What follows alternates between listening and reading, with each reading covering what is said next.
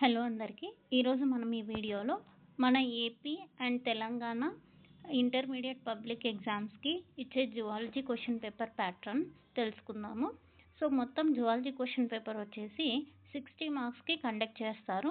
ఇందులో మొత్తంగా మనకి టోటల్గా 3 సెక్షన్స్ ఉంటాయి. Section A, section B and section C, ఇలా మనకు 3 సెక్షన్స్ ఉంటాయి. ఇందులో ఫస్ట్ సెక్షన్ 1లో అంతా కూడా మనకు very short answer type questions ఉంటాయి.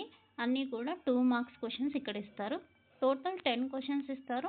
మనం 10 క్వశ్చన్స్ ఆన్సర్ చేయాల్సిందే. సో ఇక్కడ చాయిస్ అనేది ఉండదన్నమాట. సో ఈ సెక్షన్లో మనకు టోటల్గా 20 మార్క్స్ అలాట్ అవుతాయి అన్నమాట. 10 to 20 marks. Next section B. Section బిలో అన్నీ కూడా 4 మార్క్స్ క్వశ్చన్స్ మనకి ఇస్తారు. సో ఇక్కడ ఈ 4 మార్క్స్ క్వశ్చన్స్ టోటల్గా 8 క్వశ్చన్స్ ఇస్తారు. మనం ఇందులో ఎనీ 6 క్వశ్చన్స్కి ఆన్సర్ చేయాలి అనమాట. సో టోటల్ మార్క్స్ వచ్చేసి ఈ సెక్షన్కి 24 మార్క్స్ అలాట్ అయి ఉంటాయి. 6 4 24 అనమాట. Next section C. సెక్షన్ సిలో మనకు అన్నీ కూడా ఎస్ఏ క్వశ్చన్స్ ఉంటాయి. 8 మార్క్స్ క్వశ్చన్స్ ఉంటాయి. 3 క్వశ్చన్స్ ఇస్తారు. మనం ఏవైనా 2 క్వశ్చన్స్కి ఆన్సర్ చేస్తే చాలు.